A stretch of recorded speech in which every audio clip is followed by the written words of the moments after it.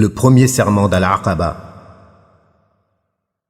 Nous avons déjà rapporté que 6 Médinois embrassèrent l'islam lors de la saison du pèlerinage de la 11e année de la mission du prophète, alayhi salatu wassalam, promettant de communiquer le message de l'islam à leurs concitoyens.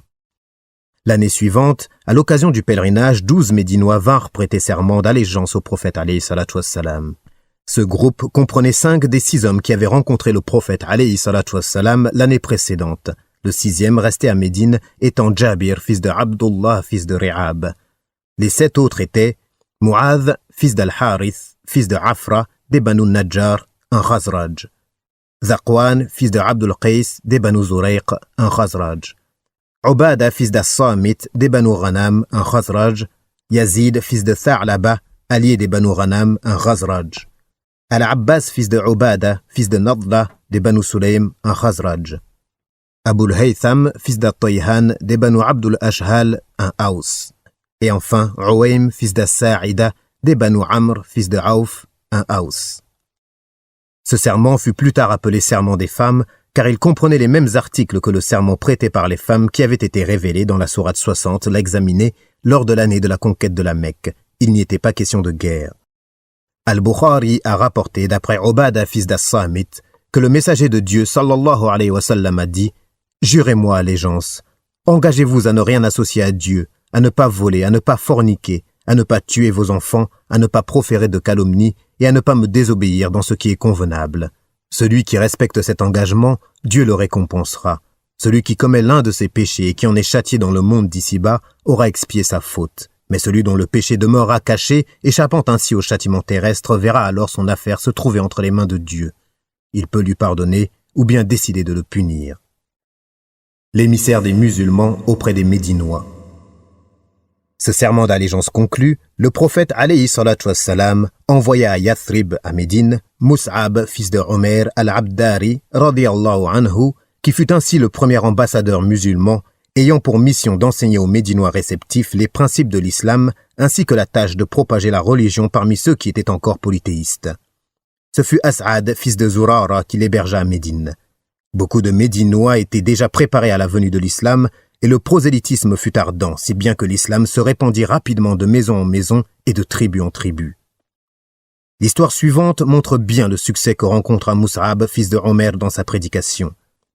Un jour, As'ad le conduisit dans les demeures des Banu Abd al-Ashhal et des Banu Zafar. Ils pénétrèrent dans l'un des jardins clos de ces derniers. Là, ils s'assirent près d'un puits afin de parler avec quelques nouveaux convertis. Sa'd, fils de Mu'adh, et Usayd, fils de Hudayr, seigneur des Abdul Ashhal, entendirent parler de cette rencontre. Sa'd, fils de Mu'adh, dit à Usayd « Ces 2 hommes sont venus ici pour tromper les faibles d'esprit. Chasse-les et enjoins-leur de ne plus fouler notre territoire. Si As'ad, fils de Zurara, n'était pas mon cousin, je serais intervenu et je les aurais chassés. » Usayd prit alors sa lance et se dirigea vers le jardin clos où se trouvaient Mus'ab et As'ad, fils de Zurara. Il s'approcha en jurant, accusant les 2 hommes de tromper les gens à l'esprit faible et leur ordonnant de cesser leurs manœuvres immédiatement. Calmement, Mus'ab, averti par son compagnon de l'identité et du statut social de leur interlocuteur, invita Usayd à s'asseoir en disant « Voudrais-tu t'asseoir pour écouter ce que j'ai à dire? Si cela te plaît, accepte-le, sinon je partirai sans plus attendre. » « C'est une proposition équitable, » dit Usayd.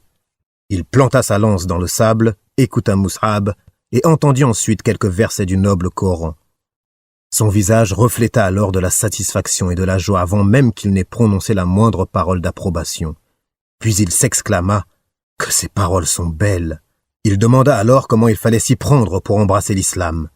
Les 2 hommes lui répondirent qu'il devait effectuer une grande ablution, purifier ses vêtements, attester de la vérité et ensuite accomplir 2 unités de prière, 2 raka'a. Il suivit scrupuleusement leurs indications et il dit ensuite qu'il y avait un homme, Sa'd, fils de Mu'adh, dont le clan entrerait en islam si celui-ci devenait musulman. Il partit donc pour rencontrer Sa'd, resté parmi les siens. Dès son arrivée, Sa'd comprit qu'Usayd avait changé. Lorsque Sa'd lui demanda ce qu'il avait fait, Usayd répondit qu'il avait parlé aux 2 hommes et qu'ils acceptaient de se plier à ses exigences. Usayd ajouta « J'ai appris que les Banu Haritha sont sortis pour tuer As'ad, fils de Zurara, dès qu'ils surent les liens qui vous unissaient, voulant ainsi t'humilier. » Envahi par la colère, Saad se leva armé de sa lance et prit le chemin du jardin clos.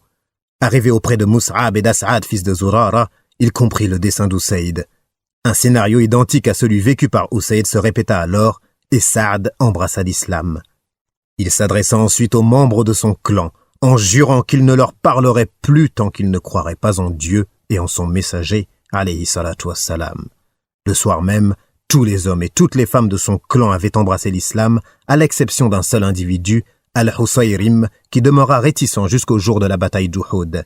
Ce jour-là, il entra en islam et combattit les polythéistes jusqu'à ce qu'il trouva la mort sans avoir accompli ne serait-ce qu'une seule prière. Le prophète alayhi salatu wassalam fit à son propos le commentaire suivant. Il a peu agi, mais immense sera sa récompense.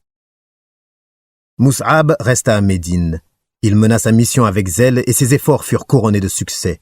Toutes les demeures des Ansar, c'est-à-dire ceux qui ont soutenu la religion de Dieu et accueilli les musulmans ayant émigré de la Mecque, eurent en leur sein des convertis, hommes et femmes. Seuls les Banu Umayya, fils de Zaïd, les Banu Khatma et les Banu Wa'il, qui étaient sous l'influence du poète Qaïs, fils d'Al-Aslat, attendirent jusqu'à la 5e année de l'hégire pour devenir musulmans. Peu de temps avant le commencement de la saison du pèlerinage de l'année suivante, c'est-à-dire durant la 13e année de la mission prophétique, Mus'ab, fils de Omer, retourna à la Mecque, portant au prophète alayhi salatu wassalam des nouvelles pleines d'espoir quant au terrain fertile pour l'islam que constituait Médine, ville puissante et